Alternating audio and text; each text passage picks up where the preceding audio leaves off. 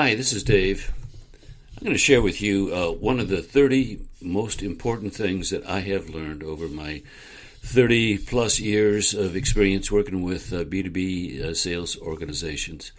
And a little background as to where this came from. Recently, one of the members of my CBIG groups, I have two groups of CEOs that meet together once a month. Anyway, one of the members suggested that I make a list of the 20 most important things I've learned over my career. And honestly, I was a little hesitant at first because I thought, who cares? But then the more I thought about it, the more I realized that I really have learned some really important things. And, I've worked with over 500, I stopped counting at 500 years ago, 500 or more B2B sales organizations, and over that time, I've picked up a few things. And of course, I as you know, I have a unique perspective and sort of an out of the box way of thinking that may not be obvious to the world at large, and would potentially be helpful to a lot of people. So, I said, okay, I'm going to do it. So I created a list and discovered it was considerably longer than 20 items. So to narrow down the list, I applied these 4 criteria. Number 1, it had to be an important lesson, one which has the potential to dramatically impact a person or a sales team or a business. In other words, nothing superficial or trivial. It had to be important. That's my first criteria. Second, it had to arise out of my personal experience. In other words, not something that I garnered from a book or borrowed from someone else, something that I have personally learned in the trenches. That's number 2. Number 3, it had to have been tested in the cauldron of real-world experience. This is not blue sky stuff. These are real, practical, proven ideas and principles that I've learned. And number 4, I had to unwaveringly vouch for its validity. These are concepts and lessons that I would stand behind. Okay, so I took those 4 criteria and narrowed the list down to 30. And then I thought, some of these are more appropriate for salespeople, some are sales leaders, small business people, et cetera, et cetera. So I kind of tried to group them by the job title for which it was most appropriate. And then I'm going to begin a series. I don't know that I'll do 30 in a row, but over the next year or so, I'll probably tap into each one of the 30 as I develop that idea. I had a list, but I haven't developed them into podcast format yet. But I have several, and so we're going to get started with several. Here's the first one. And again, these are in no particular order. Not that any one is more appropriate than the other or more powerful. It's just here's the 30. Here's one. I believe so strongly in this. When you change the structure, listen to me now. When you change the structure, you change the behavior of the people who work within that structure.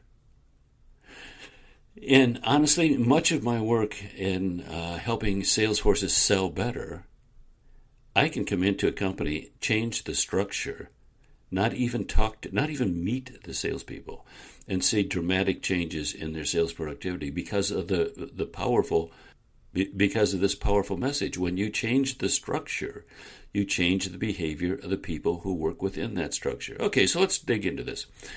First, let me define structure. The Oxford Dictionary says it is, quote, the arrangement and the relations between parts or elements of something complex, end quote. While my most frequent application is sales systems, the concept can be applied to multiple parts of an organization and with a little stretch to individuals as well. My most frequent application has to do, however, with sales systems, and I use the word structure to refer to all the policies, procedures, and tools that exist in a sales system outside of the people themselves. So, for example, some of the elements of the structure of a sales system are the sales compensation plan, the sales management processes, the descriptions of territories or account responsibilities, the process for hiring new salespeople, Salesforce automation or technology tools, the collateral that salespeople use, the training system. See, there are others, but this gives you an idea. All these are policies, principles, and procedures that are put in place that exist outside of the salesperson himself. So in other words, the sales compensation plan is the plan. You hire a new salesperson, he comes into the plan, and so on. So when the compensation plan is changed, for example, you generally encourage and therefore realize different behavior. And as a consultant, again, I've made dramatic changes in the results of a B2B sales team by changing the structure without ever having met the salespeople. Because when you change the structure, you change the behavior of the people who operate within that structure. Now, this is true not only for sales organizations, but organizations of any kind, and actually I think it's true for individuals. Here's a couple examples, one from a macro view and the other from a micro perspective. So from the macro view, you'll remember the Cold War involving the USA and the Soviet Union. And they were roughly, the two sides were roughly equal in terms of the distribution of natural resources, the size of the population, and the amount of talent and abilities resident within those populations. But in spite of all that, one of those countries far surpassed the other in economic development, artistic achievement, quality of life. Why was that? Well, because the structure was different. The rules that both populations lived by were different, and the populations, the people, adjusted to the structure. Remember, when you change the structure, you change the behavior of the people who operate within that structure. Here's another one. Now, on the other side, that's a macro view. Here's a micro view. And again, seeing the same principle in operation. For years, my wife and I were foster parents.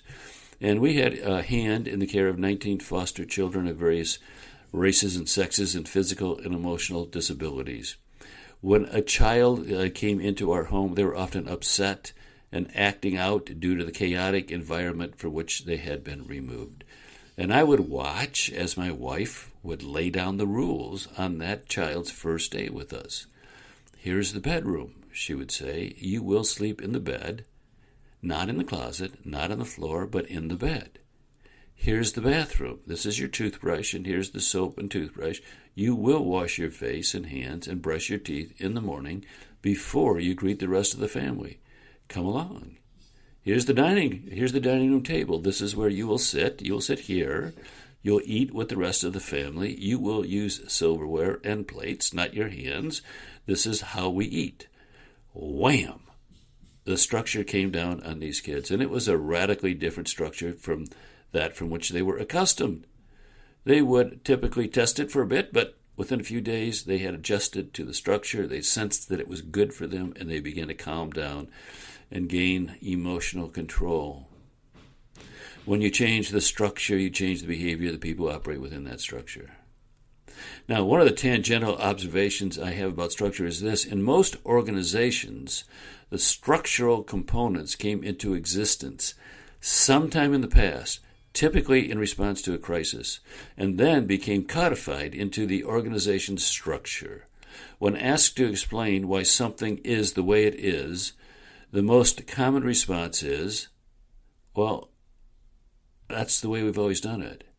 In other words, there is no well-thought-out strategic role for that structural component. They are vestiges of days gone by, developed for situations in the past, often by people who aren't even there anymore. That very common situation presents a huge opportunity for executives. Examine each piece of the structure, ask what this should be, looking forward, not backward, and make changes. You can make huge changes in the productivity of your organization by focusing one piece at a time on the structure.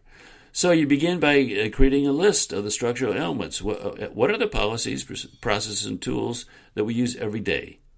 Make a list, and then examine each one at a time. Well thought out, strategically focused structured components lead to more productive personnel because changing the structure changes everything. Okay? Hey, will you like this podcast wherever you're watching it, and maybe refer it to some other people? Now, this is one of 30, and again, over the next year or two, a couple years probably, I'll knock off all 30 of the most important things I've learned. That's it for today. We're done. Bye-bye.